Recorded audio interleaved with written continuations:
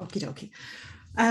Thank you so much for joining us this afternoon on what is here a very dull and wet afternoon, but we'll get through it. My name is Margaret Keane and I'm Education Training and Development Officer with Midwest ARIES. And ARIES stands for Advancing Recovery in Ireland Education Service.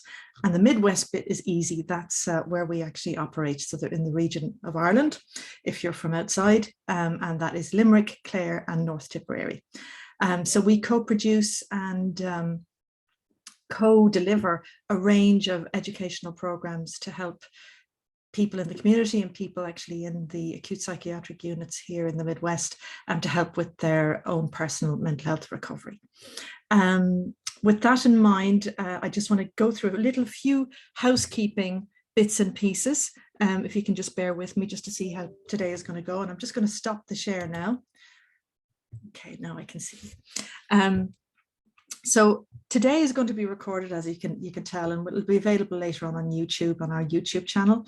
And we also had a 2-hour podcast series, The Wellbeing Panel, and that's proved very popular. So if you're listening in either on Spotify or any of the podcast channels, thanks so much for joining us and thanks for subscribing. As usual, we're going to try and have an honest conversation about loss, after coping with loss after COVID. That's the title of today's webinar. We were just discussing before we came on. When we set this title 2 months ago, we thought very much we were kind of maybe, getting towards the tail end of COVID, but really COVID's still very much here. So we're kind of probably going to be talking about, post-lockdown rather than post-COVID. So again, what we'd like to do is to get as much audience participation as possible. So if you'd like to put a question to the panel, there is a Q&A button down there at the bottom navigation bar. If you open that, you'll be able to put a question to the panel. I'll be able to see it and I'll put it directly to everyone. So let me just see, do I need to tell you anything else? I think we're okay. Yeah, so let's make a start. And I'd ask the panelists now, if you can, to turn on your video, and I'll come to you one by one so you can introduce yourselves. And if I've forgotten anything, I'm sure Mike, my manager here at Midwest ARIES, will give me a bit of a nudge. So with that, without further ado, I'll actually pass you over to Mike. Mike, would you like to say hi and introduce yourself? Good afternoon, everybody, and it's nice to be here again. And I think, yeah, it's kind of interesting that I'm the manager at Midwest ARIES. I look forward to it. I leave it at that, and we'll keep me chat for the conversation.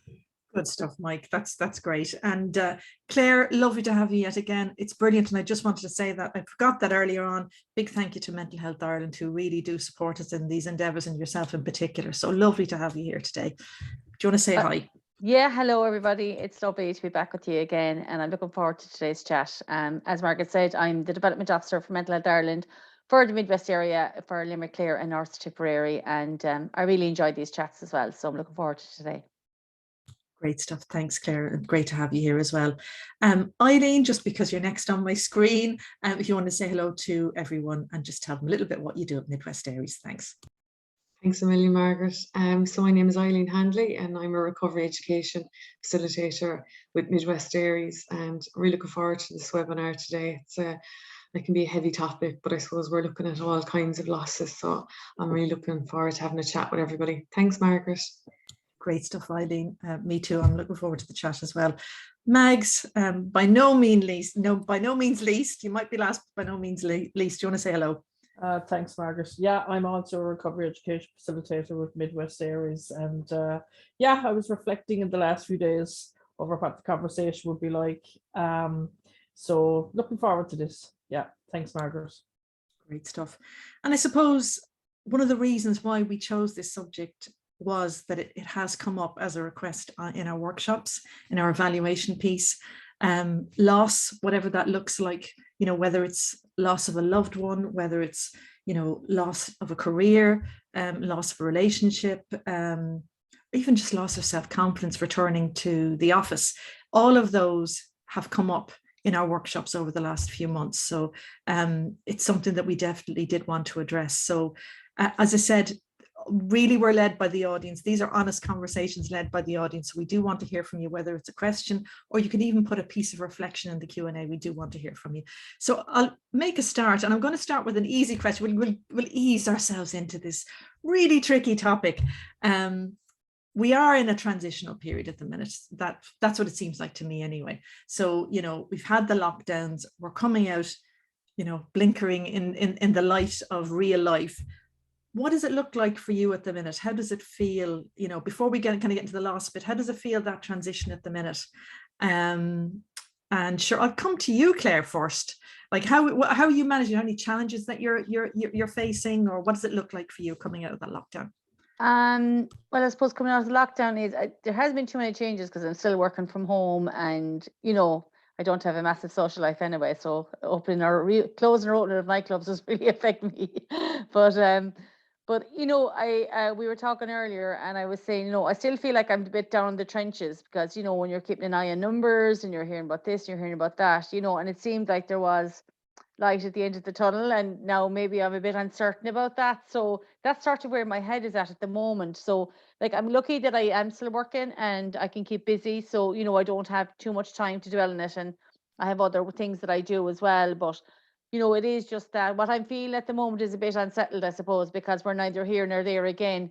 The promise was a bit more maybe of relief and a bit more maybe going back to whatever our new normal is going to be. But now it feels that that's been pulled back a bit again. So that's sort of where I am at the moment with it.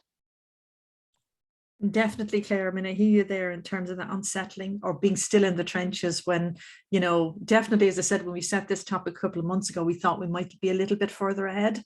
So we're still kind of, and again, when we were talking earlier, we're still trying to reflect on something we're still experiencing, which is tricky to do. Mike, I might come to you next. So in terms of coming out of that lockdown, what's your experience been so far, and how are you feeling about it right now? Well, right now, I suppose I'm tired. I'm one of these people who hated lockdown, and I think me personally, I've paid a price from the first lockdowns. Even though the restrictions have eased, you know, in recent months, I haven't recovered, even though I'm doing the things that I used to be able to do. But I think the fact that my wellness was dependent on activities that I needed to be connected with people. I needed to be traveling beyond 2 kilometers and 5 kilometers. And there was a price to be paid in that. And it's really affected my well-being. So even though I've been on, we say, reconnecting and rebuilding over the summer, I'm still not there yet. So that's where I'm at right now. And then facing the winter, the dark evenings, it chips away at me, at my well-being anyway. And I'm not approaching it as resourced as I should be. You know, so that's kind of the, you know, when we look at the loss, so it's the loss of the access to my well-being or wellness toolbox over the last 2 years, coming up on it now at this stage, has really affected me. So that's, yeah, that's where I'm at the moment. And thanks, Mike, for your honesty around that. I think that's a really good point. You know, you could be doing great, but like, there are things we all need to do to keep us ourselves well. And when you don't have access to those, what happens to us? So it is that is a major loss, not having those things that, you know, just make us feel good on a daily basis, or, you know, something that tops us our wellness up. So thanks, Mike, for that. And we'll come back to that when we're going to drill down to loss in a few minutes. Mags, I'll come to you next in terms of, right, emerging from lockdown. What does it look like and feel like to you at the minute? I'm the opposite to Mike. I had a fantastic lockdown. Yeah, I just took to the exercise, lost weight. It's all gone back up again because I'm starting working and I'm going to college as well. So things have changed for me. Yeah, I had to say I did enjoy the lockdown. But coming back in, transitioning back into, I suppose, society and the pace of life again, I would be careful doing it.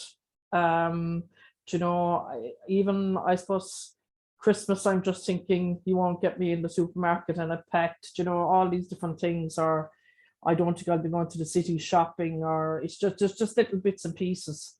So I suppose it's just easing myself back into it, really. But yeah, opposite to Mike, I just had a fantastic lockdown.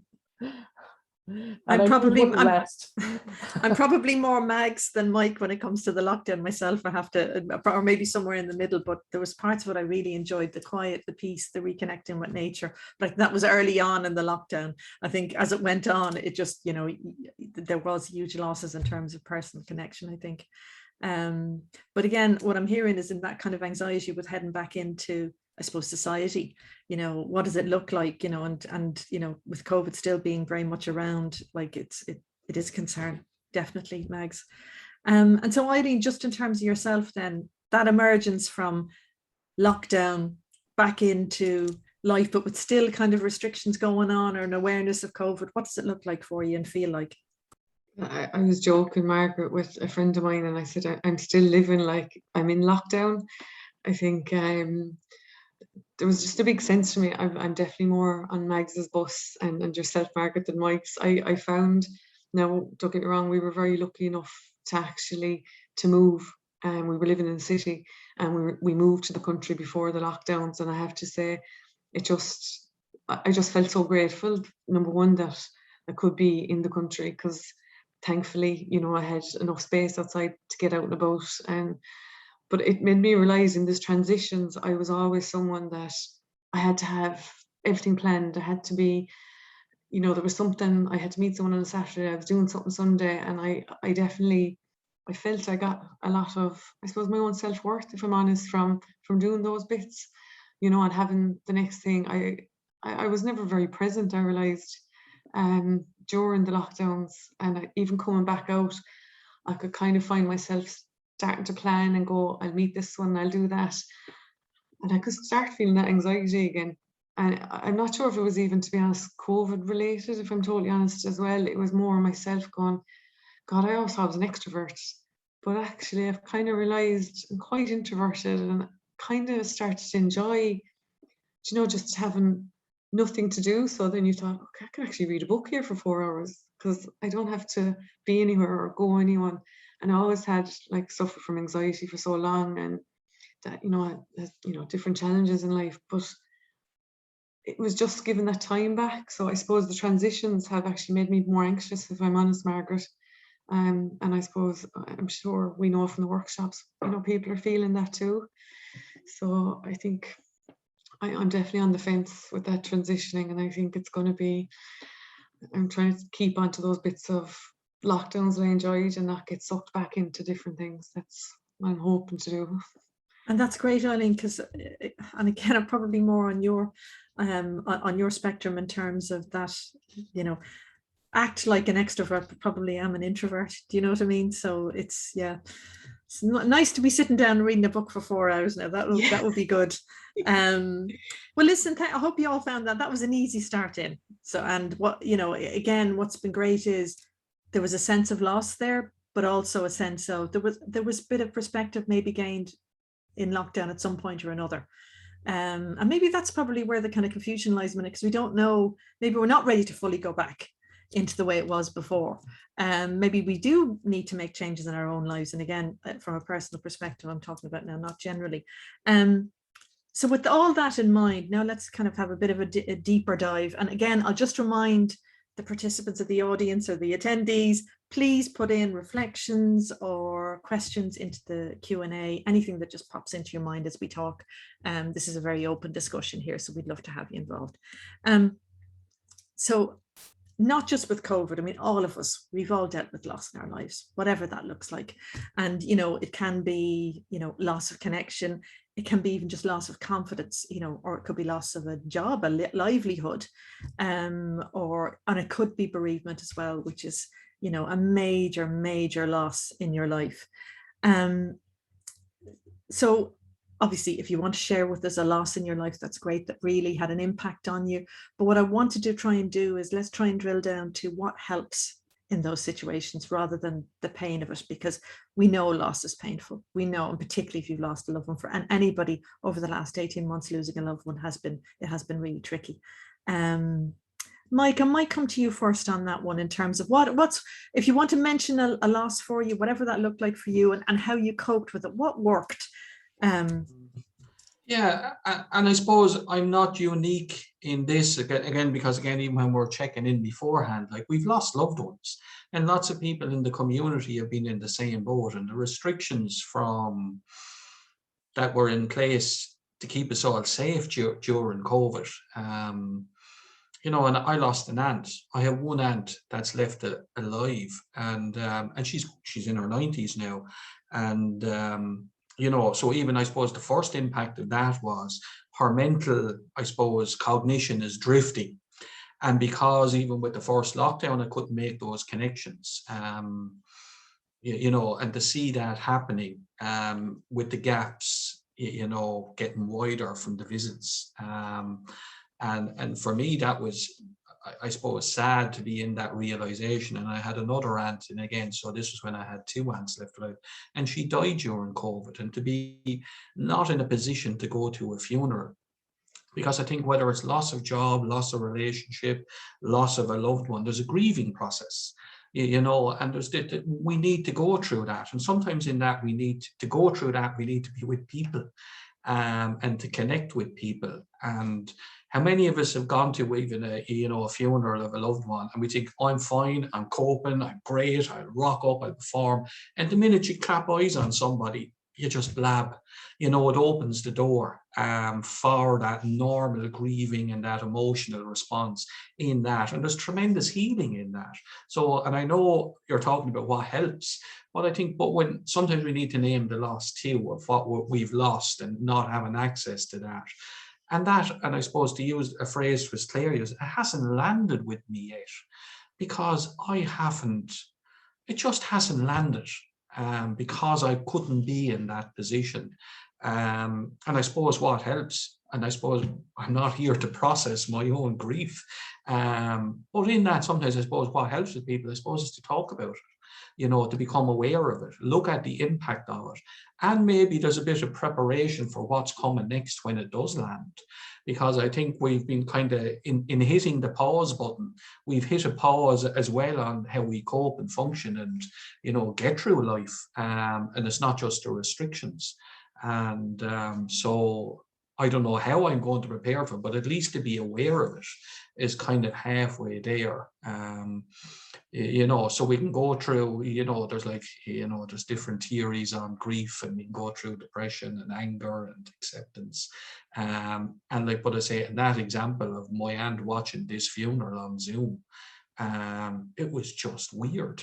And there's just many of us in that position. And you know, because it's inevitable at some stage we grieve, we can have postponement of grief, you know, that with the hope it doesn't become complex in any way. But like that, those can be the impact. So I think, you know, for a lot of us, I suppose it's just to become aware, prepare for stuff, because I don't think it's really hit home, even with restrictions being eased right now, like for that recovery piece for us as a society, because unless we're aware and can name it, we can't really do anything about it. And I know I'm rambling on, but I think there's a sadness in that, you know. So what helps? It is about connecting. It is about being open. It is about being honest, communicating. If we can name how we're feeling, it's brilliant, you know. But sometimes, you know, it's the unconscious stuff as well that we're just not aware of. And Mike, thanks for sharing that, because I know. Yeah, I'm sorry to hear that. And that's so, as you said, so many people have had that experience over COVID, you know, the Zoom funerals, and yeah, it's hard. That's hard to process. And as you said, you're still in that, you know, processing piece at the minute. I don't know if anyone else wants to come in on that. Eileen, go ahead. And just to say, we've got a few questions coming in, so I'll pass the questions in a minute, but I do want to kind of just explore this for a little while. Go ahead, Eileen. Thanks, Margaret. I suppose like Mike and Claire and Mags and yourself, I suppose there's different losses. I suppose during COVID, as a family, a kind of wider blended family. We had, 3 losses during COVID.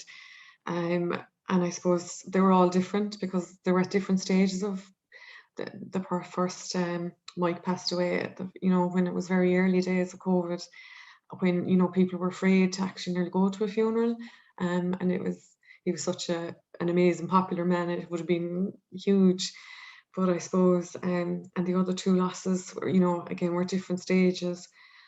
But I found what's helped, obviously we couldn't have the wake, or you couldn't even, just, even that kind of sociable thing that you might meet someone downtown and, you'd meet and you talk about the person. But I suppose what we have found that's helped when you can't have the wake actually is, Mike was a great gardener. So we have his chair.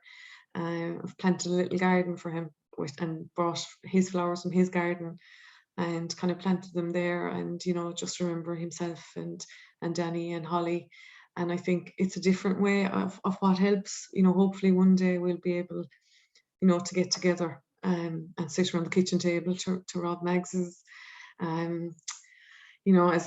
a blended family and friends and all, to come together to talk about them. Because I think for me, keeping the memories alive, and actually, yes, there was a lot of sadness with loss, but I think remembering and telling their stories, for me, it's kind of playing their favorite songs, and telling their jokes, and that kind of keeps their memory alive for us and for me. And I think with all of COVID and everyone's experienced losses so differently, I think we've had to kind of just share each other's experiences and be honest. Some days are better than others, and some days you don't want to talk. But actually just putting on a piece of music and just sitting there listening to that can just be really helpful. So I suppose I'm just looking forward to the day, Margaret, to be honest, that we can actually sit around face to face and have those conversations. But I suppose what helps is remembering them and, acknowledging the loss, but kind of remembering the memories.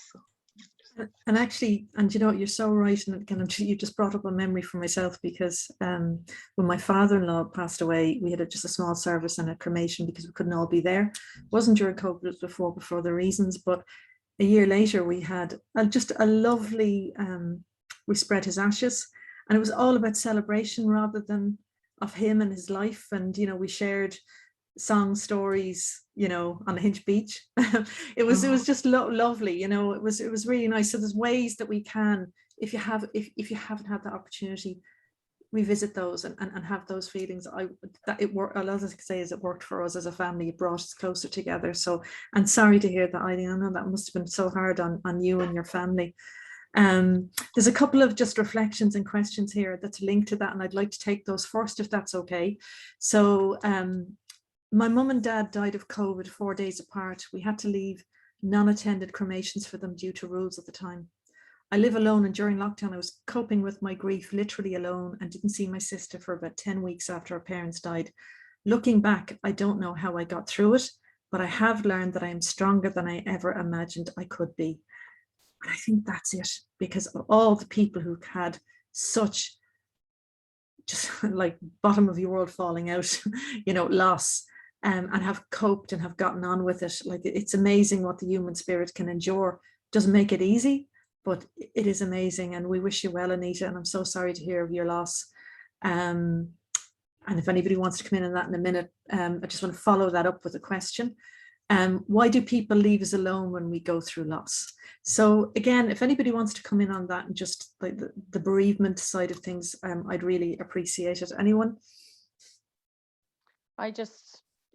Claire, please. Yeah. I know that I feel, just when I look at my own behavior or what it used to be around loss, I was afraid of upsetting the person, and I was afraid of that if I said something that it would make them cry or it would bring up a memory for them, and and all that sort of stuff. But as I've gotten older, I realized that that's not actually a bad thing. You know what I mean? It's not a bad thing if somebody is reminded of the person that they've loved and they've lost, and given an opportunity to express that emotion over them, whether it's maybe crying about the loss, but then maybe it might be about talking about the person and the memories that they had and stuff like that. I had a friend who very tragically lost a child, and that was one of the learnings that I got from that for myself was, all they want to do is talk about him. Do you know what I mean? Because he's not there. So what is left is the memories and the good times, and, you know, having those conversations just keeps that person alive, you know what I mean? And reminds us all of how fabulous they were and how much they're missed. And while it's a sadness, it's a happiness as well, but you're tinged with sadness. So just that's what I learned from myself, is just being brave in that respect, is that anybody that, and I know just through my own losses, that to be able to give an opportunity to tell somebody else about the person that I miss is an opportunity that I don't ever want to miss as well. You know, it's incredibly difficult because no one wants to upset anybody else, but what I know from my own losses as well is that it doesn't matter what anyone else says to me, you know what I mean? The loss is always there regardless. And I think we've all seen that thing, you know, about the size of grief, you know, that the size of grief doesn't, I've seen illustrations recently, you know, that the size of grief never doesn't change. It's that we grow to fit our lives around our grief, you know. So, you know, the feeling of the loss never changes, but we adapt our life to fit it, and we find ways to live with it. We find ways to cope with it. And people are really resilient, like that. Laura, is it? I mean, that sounds so incredible. yeah. Anita, that sounds so incredibly difficult. You know, to be separated from your family and to be dealing with those losses so close together. Like, I really, really do feel so sad for yourself and for your family. And that's all I can give you, is the benefit of my own experience, in terms of I just try and remember, you know, the nice times, and try to connect with those people who do remember, who do know those people as well, and then sharing stories for me is a great way to bring, you know, to think about the person. And I think you're on the button there, Claire, just in terms of not knowing what to say, so not saying anything, and it's probably the worst thing, you know.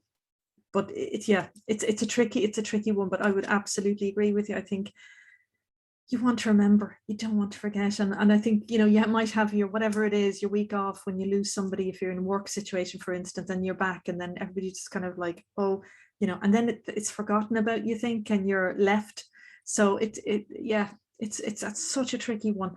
Just following up on that, and I suppose talking about, you know, how you communicate loss and grief. Great question here. How do we communicate grief or loss to friends, family, professionals when seeking help and support? Who'd like to take that one?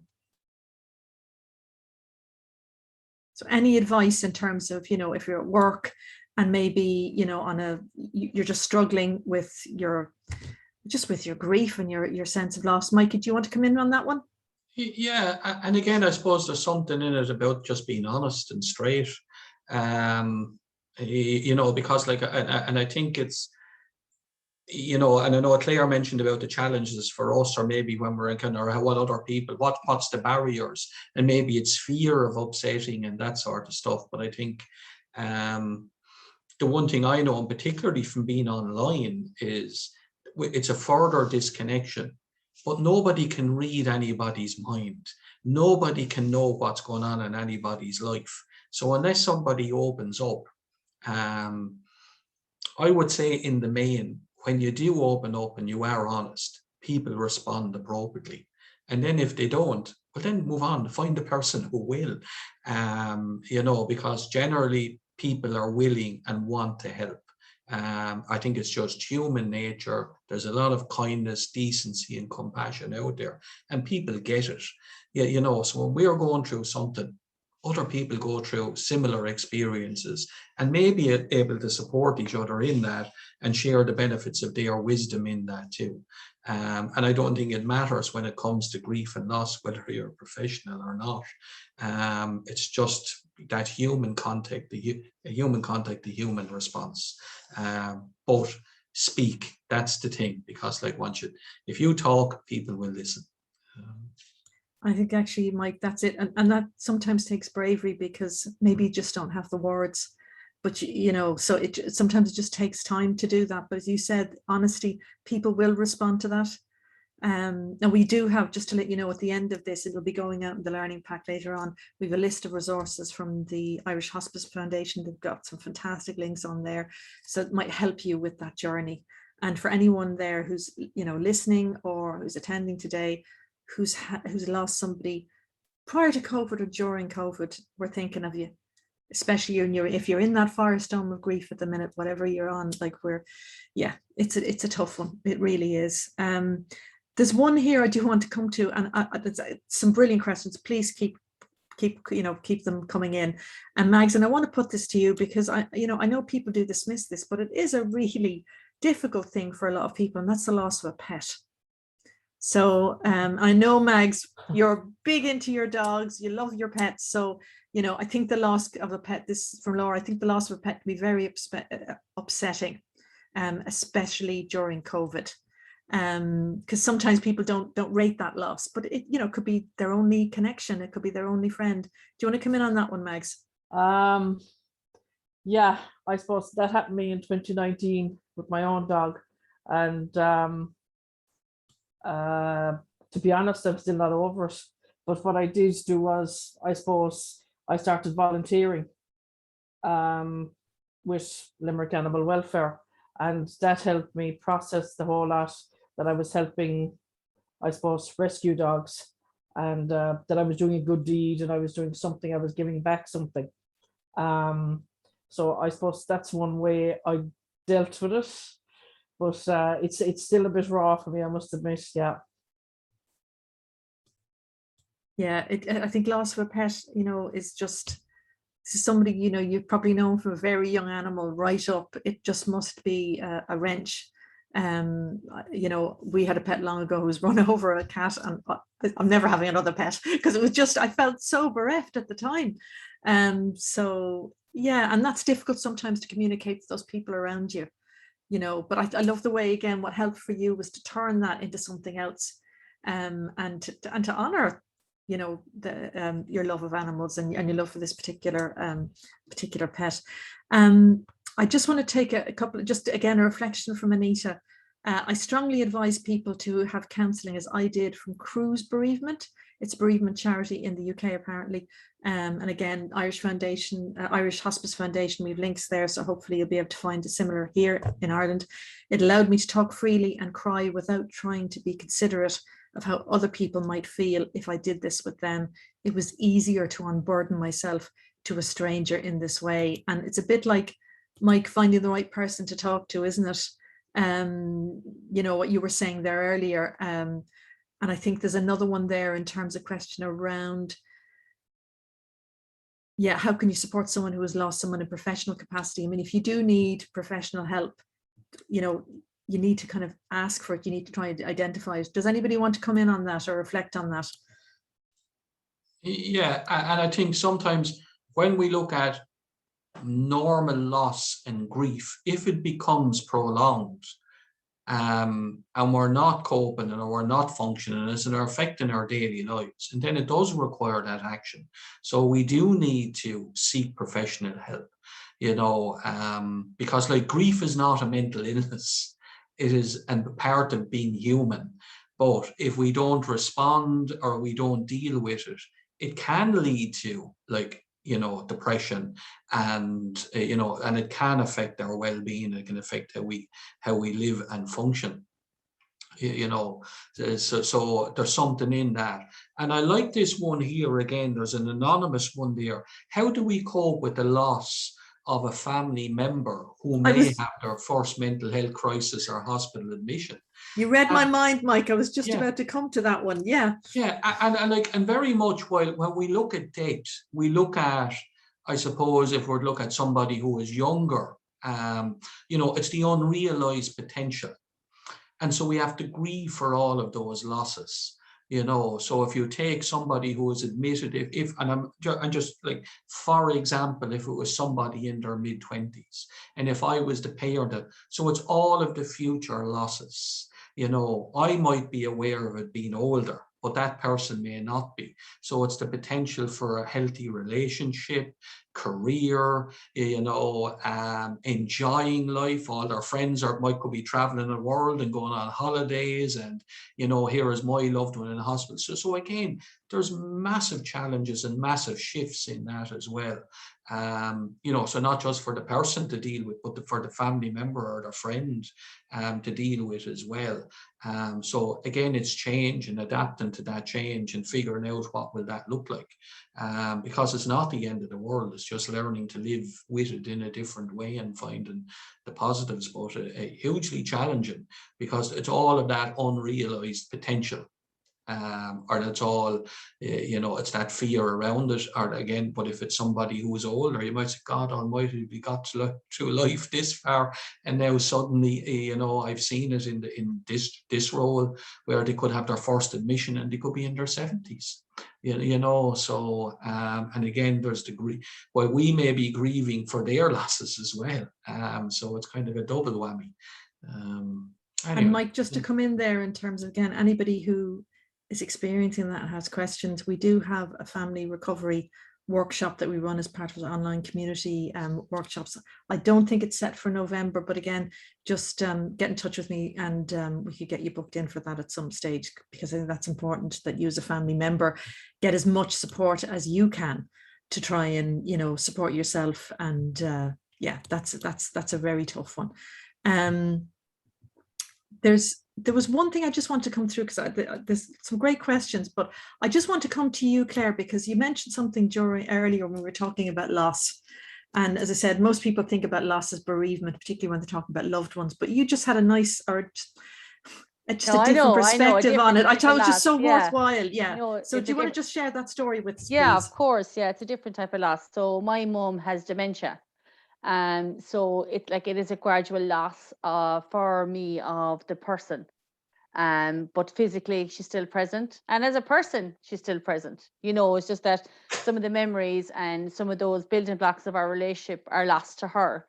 So you know, that can be really, really difficult to do. And even when you were talking about it, Mike, you know, about like, you know, going, you know, the unrealized potential. So, you know, my kids are older now. So when I was, you know, when my kids were younger, I was a lot busier and working full time and had my kids and stuff like that. So there wasn't as much opportunity maybe to do weekends away and things like that. So, you know, I just thought that we would have more time, you know, when she got older, but now it's, you know, that's not possible anymore. The thing is that actually it would be possible, but COVID has made it impossible, you know. So despite the dementia, despite everything, we, you know, we could still go out on a Sunday for Sunday lunch. We could still do this, we could still do that. But you know, that's been taken away as well because of COVID. So that's a different type of loss. So, you know, but for me, I suppose the way I have, the way I cope with it and the way I deal with it is that, like, I remember for us, you know what I mean? I remember our relationship. I remember, you know, the laugh we used to have, and she's like, she does still have her sense of humor. You know, so, and she does still remember that I used to always make her laugh. So I always try and make her laugh whenever I see her. You know, and it's a different kind of relationship. It's a different way of being. But there is loss associated with it. And sometimes if I did sit down, you know, and sometimes I do sit down, I do think about it, and I do grieve the loss of that relationship, you know, and the potential of what we could have had. But at the same time, I try to remind myself to stay in the present, because she was actually very ill over the summer and we nearly lost her. But you know, she came back kicking and fighting like she usually does for most things. And you know, so I just that reminded me as well of, no matter what, she's still my mum. I still have her. As I said, I still remember for her. And I'm trying to focus on that, because I do figure that there'll be enough time to think about everything else at another time. But at the moment, she's still here, and I want to take every opportunity I can. COVID is really, really annoying me with it, I have to say. Do you know, I mean, there's so many supports around dementia and caring for a loved one, you know, and everything else. And we were very lucky within my family that there was enough of us. So we were able to actually keep her at home for a very long time. And, you know, it's only in the past year that she's gone into a nursing home, which is, you know, and she loves it there. She's very happy and everything else. But the COVID then, you know, has really restricted our interaction with her as well, which is really, really annoying. But one thing I wanted is on what Mag said, you know, about volunteer, you know, as a way to cope and a way to deal and a way to move on. So what I did was, actually, because I had the realization that my mum was actually quite lucky that she had a lot of children who were there and who were able to support her, and we all supported each other. So, you know, some of the effects that can come from living with an illness like that, she didn't feel them. But I acknowledge that not everybody is that lucky. So I actually started volunteering with Alone, and Alone support, you know, older people from feeling lonely and stuff like that. So that's a way then of just honouring her as well, I feel, you know, and it also then helps me to feel that I'm being useful. I like to be busy, I like to have a plan, I like to feel useful. So, you know, it just feeds all those things for me as well. But yeah, and you know, anyone when a person changes dramatically, you know, it can be really, really difficult. But yeah, I think the COVID yeah. piece, particularly for anybody who had somebody in long-term care, wherever, was really tricky. And again, I completely, same situation as a little bit as yourself. COVID was just painful. Yeah, and look, I think it's a lovely way to honor her. And as you said, you know, then you're looking at elderly supports there and looking at volunteering. And Alone, such a fantastic charity, like it's amazing. Yeah, and the Alzheimer's Association, and just yeah, there are other like that absolutely. that we did lean on. Just if anybody is dealing with that, that's listening, there are organizations there, and they have amazing supports and resources to really help, not just with the practical side of stuff, but with the emotional side of stuff as well, you know, because it does take an emotional toll, but you know, there are supports there. Usually in caring for carers or family carers, I think, Mike, I think they changed their name years ago. We used to use them. They were fantastic, like really, really good, because you do need to look after yourself and all of that. I do want to, God, the time just flies, and this just, I'm going to just quickly do a run through of these. There's some questions here I definitely want to get through. So Thomas, I lost my grandmother during COVID, not due to COVID, and I didn't have the connection with her. However, we sent each other letters and we were connected that way. And again, that was probably one of the pluses that came out of COVID, was the people writing letters to each other, actually physically taking the time. So, and again, Thomas, I'm so sorry to hear that must have been difficult for your family, but what a lovely way to keep that connection. Yeah, I just wanted these are some good ones here, and I wanted to, take this one on the economic issues that people have had, the loss of jobs and so on. So here from Anonymous, we had tough economic times during COVID and possibly afterwards, yeah, maybe yet to come. And I know people who lost a lot of money and security, house, etc. Absolutely. And that can come with all sorts of issues and pain. And again, I just want to go through it, see if there's anything on the other side. Yeah, so does anybody want to come in on that very, very quickly? Because there is one out there on just going back into kind of socializing. Does anybody have any reflection on that in terms of job loss, PUP payments maybe coming to an end? Eileen, go ahead.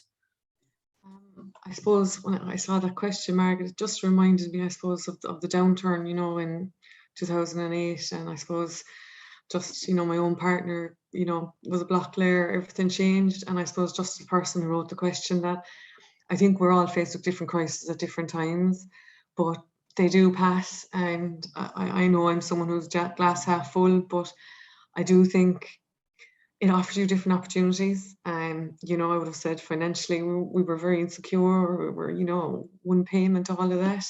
But, went back to college, a different life now. So I do think, I suppose, just to acknowledge that person, it's horrible going through it, but it gives you an opportunity, I think, to look around as well and kind of see, actually, is there other opportunities or is there other strengths I have that actually I might really want to go for?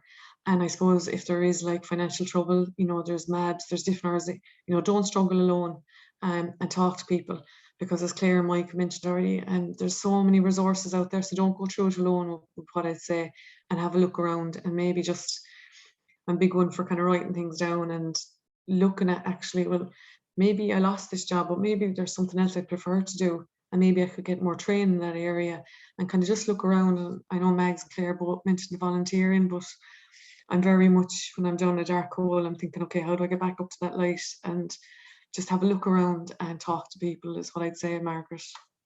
Brilliant, Eileen. I'm glad you kind of had that reflection piece, because that's a great example of being really on the edge of possibly something, financially catastrophic happening, and just holding holding it in, finger in the dike, but also thinking about how can I get out of this and getting retrained. It's not always easy. I know Springboard and all of that is there, but trying to reimagine your life and reimagine what your future would be like, it can be really tricky, but that's a brilliant message. Can I just say, Margaret, yes, please. We have a great organisation in the Livelihood Education Training Board and the Tipperary Training Board as well. Like, they have courses that go from level 4 up, because I went back to college when I was in a couple of years, I had left school young, so I was very daunted by it.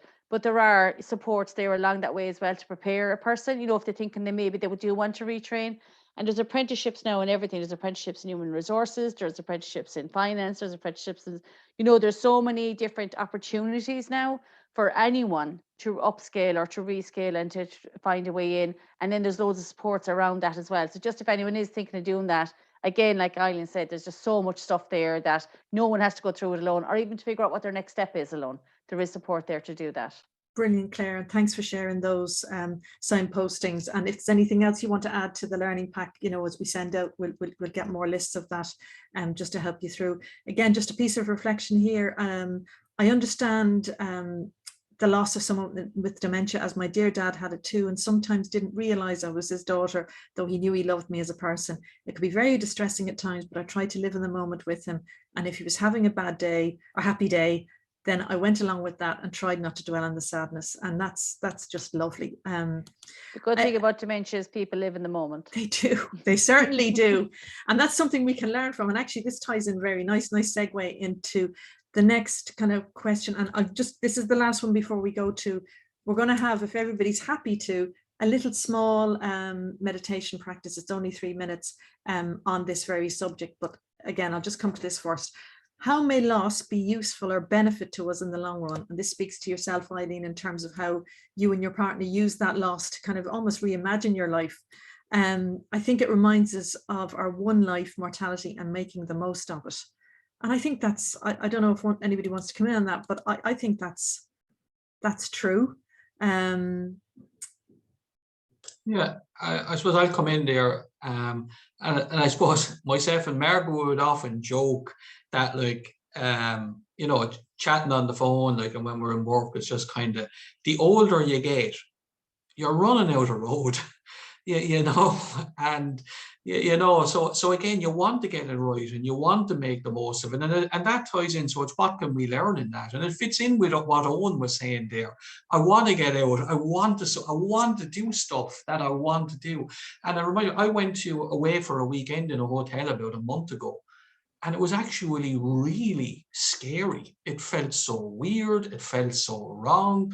So I suppose on that, just for Owen, it's just kind of pace, steady as it goes. Try a coffee shop first before you go to a nightclub, rather than jumping in at the deep end, So I suppose we do, as I say, I'm still struggling, but we can learn to do things differently, or maybe change our mindset as well. If we can't change something, we can change the way we look at it. Easier said than done. Definitely, Mike. And actually, just for people on the podcast who can't see the question, Owen came in with, which is really good. What would you say to someone who's overwhelmed by all the new opportunities to socialize? I want to take part, but finds a lot all of a sudden, especially considering there's been nothing but the odd Zoom call for so long. Owen, if you're into nightclubs, take Mike's advice. Start with coffee. But it is, that's obviously a joke, but like it's tough. It's really tough. Again, like yourself, Mike is at a wedding and just found it like it was just too much. With that in mind, I would like to just do this short practice. If we're all happy to do that, do you think we'll do that just for a minute? Yeah, might be useful for people. And again, this will be available on our YouTube channel separately, so you can download it and listen to it, and also on the podcast. So I'm going to just share the screen, guys, and if you give me the thumbs up that you can hear it. Again, I'll just turn off my mic there. And it's only 3 minutes, guys, so just go with the flow, and hopefully you'll find this useful. As we begin this guided meditation, I'd just like you to close your eyes for a few moments and begin to focus on your breath. Just allow your breathing to be as it is, and watch as your body settles into the present moment. Think of your breath as a messenger letting you know how you're feeling exactly in this moment, physically and emotionally. Notice the feeling of the breath, that inhale and that exhale. Focus on the breathing for a couple of seconds.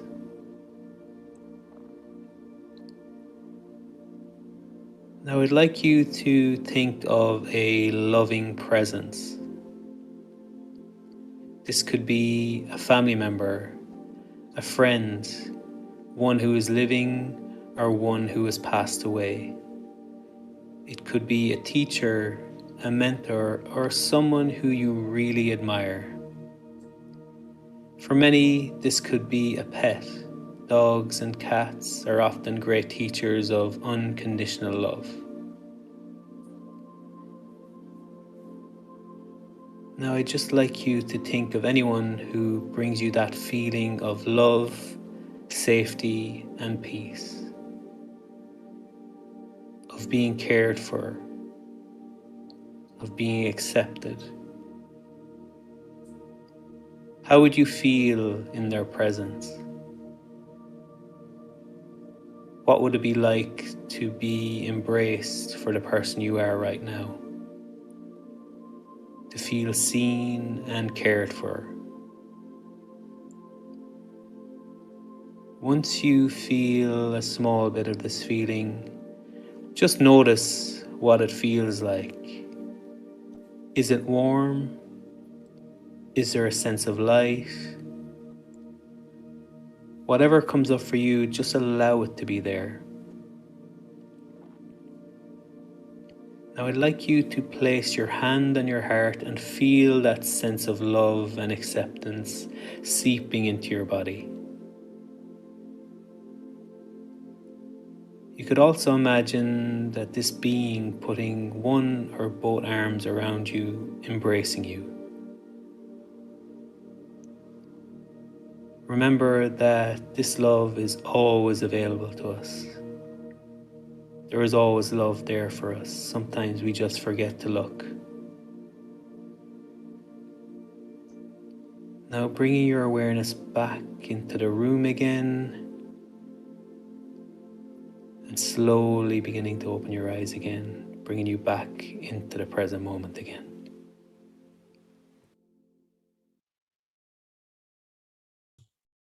How did everybody find that? I think that's just a lovely one. I love Killian, who's our peer education trained development officer, puts our meditations together. I hope you found that useful, and again, it will be available on our YouTube channel. I love that it's a reminder that we are loved, and just we need to look for it. We need to, and identify it and accept it. Thanks for going with it, guys. I really appreciate that. We're going to just have one final whip round of questions, and then I'll just quickly go to the signposting bit. And I just want to check this. Anita said, thank you. That was lovely. I will listen to it again. Oh, thanks, Anita. I'm so glad that you found that useful. And we have a ton of guided meditation pieces up on our YouTube channel. So Eileen, when you get a chance, if you wouldn't mind just putting that link in the chat, that'd be great for people. So last question, and I'll start with yourself, Mike. Let's have a look. Yeah. What one piece of advice, and we always have the one piece of advice piece at the end, would you give to somebody who's struggling with an unexpected loss, or is just like, just ground down by it? Is there anything you've learned from your experience that you could kind of give? It's probably combinations of what everybody is saying. It's like, this too will pass. Sometimes doing nothing can be a response, whereas we're always caught up on do this, do that, what bit of advice, blah, blah, blah. But sometimes just sitting with it, feeling the experience. I say very often, listen to your body, respond accordingly. And I think sometimes we do just need to talk about it. And sometimes, and there was a brilliant example came in there, if it's not us, it's find somebody else. If it's not, like the independent piece where you can get objective views. It was like in the chat there as well, there was one kind of, if someone who doesn't understand, well, there's people out there who do, because not everybody understands, and that's okay. So what you're going through as well is okay, and you'll be okay. So I'm probably giving too much advice now. Oh no, that's great, Mike. It is. No, it's lovely, and it's heartfelt, and it's honest, and it's real, and that's what I love about these conversations. They're authentic. So thanks for that, Mike. I really appreciate it. Claire, I'll come to yourself now. So one piece of advice for somebody struggling with an unexpected loss. What have you learned from your own experience? Do what's right for you. Other people will give you advice and may even share their story of how they coped as a means of maybe giving you maybe some tips and stuff like that. But do what's right for you. Like everybody experiences loss differently, and there's no one way to do it. there's just your way to do it, you know. So if that means that like you're fine and you emotionally you've sort of moved on a bit 6 weeks later, great. If it's 6 months, if it's, you know, whatever that timeline is for you, everybody deals with it differently, and the recovery time is, I don't think you ever recover from a loss anyway. You just learn, as I say, to fit your life around it, you know. So just take your time, be kind to yourself. There's no shoulda, woulda, couldas. There's just is now, and how I'm going to get through this minute, this hour, this day. Sometimes, some days will be better than others, but you know, do what's right for you. And sometimes that takes a bit of learning, you know, of what does and doesn't work. But don't be afraid to learn either what doesn't work and who is the right person and who isn't the right person. Like I saw a comment there, like, what if my friend isn't listening to me about grief? You know, maybe that's not the right friend to speak to about it. You know, sometimes friends are for going out and having a cup of coffee with and talking about, you know, the Kardashians, and other friends are there to listen, you know, are good listeners. You know, not every friend can tick every box for us. So, but then there's also professionals and other people who would be happy to listen as well. So just whatever works, make it work for you, and do your best with anything you've got. Thanks, Claire. Wise advice. It's personal to you. Personal recovery, as we all know, whether it's from mental health issues, from loss or anything, it's all your personal journey. So pacing yourself in the pace that's right for you. Thanks, Claire. Eileen, I'll come to you next. So again, one piece of advice. Thanks, Margaret. I suppose just to accept how you're feeling. I think for even when my parents passed away, you know, there was a lot of just kind of pushing things away and actually just accepting how you're feeling. And I suppose just to wait, if you feel like you do need professional help. One thing I didn't realize, you're supposed to wait maybe a number of months, you know, to actually get that. So I suppose to give yourself a bit of space, and then, you know, if you need additional support, there's loads of you know, bereavement supports, and maybe even to find a group. I know Milford and Limerick have loads of different groups, but again, it's looking around Margaret.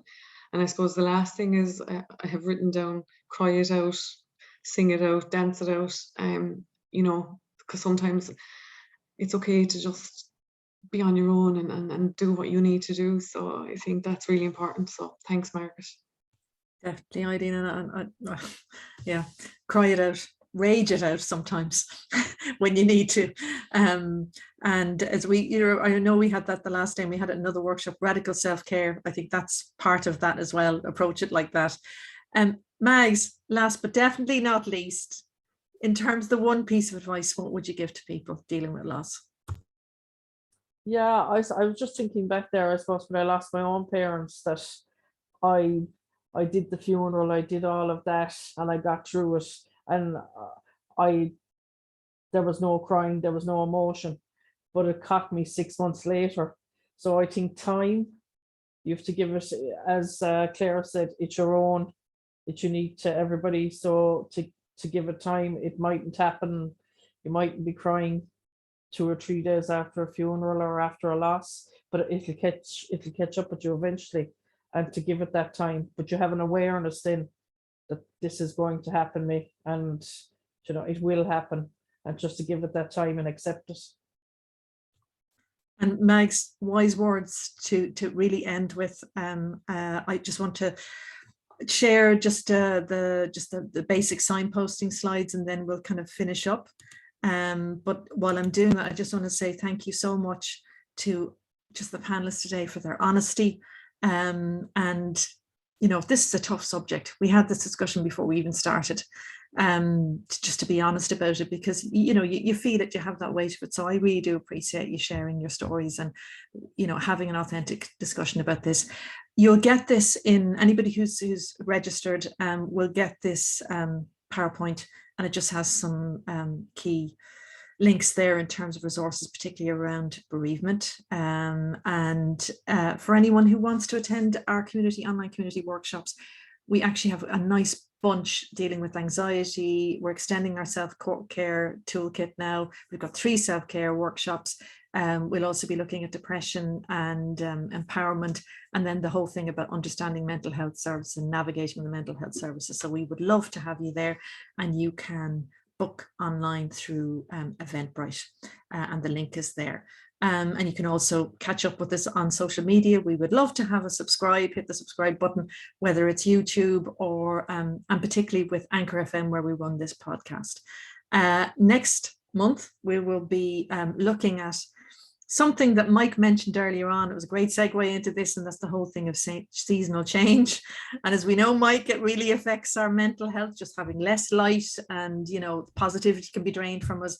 We're going to look at that next time. We hope that you can join us for that.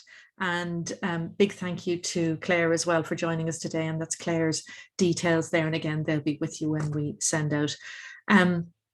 I'll just stop the share there now. And I just want everybody, if you want to just say a quick goodbye and then we'll close down. I don't think we've missed anything. Have I missed anything? No, we're good to go. Yeah, go Mike. The feedback form is in the chat. If anybody gets a chance just to click on it before we go, we would appreciate it. Yeah, so other than thank you all, and thank you to the panelists. I think it was, and thanks, Mike, because I completely dropped the ball on that one, even though Eileen did a great job of putting it into the chat. Please, we live or die in the feedback, guys. So if you can, we'd really appreciate it. And just a really nice reply here from Anita. Thank you for a very open and honest webinar and for the resources shared. And right back at you, Anita, in terms of the love that you sent to us. So I really hope that you had a good day. Eileen, if you want to say your goodbyes. Thanks a million, Margaret and Mike and Claire and Max. Yeah, just really enjoyed the open conversation. And I'll be honest, loss kind of, can tug on the heartstrings, but I feel better after actually chatting to you. And so thanks, Margaret. Yeah, I feel the same way. I was kind of a bit, oh God, how's this going to go? But actually it was healing, I think is the word that I'd take. Claire, do you want to say goodbye?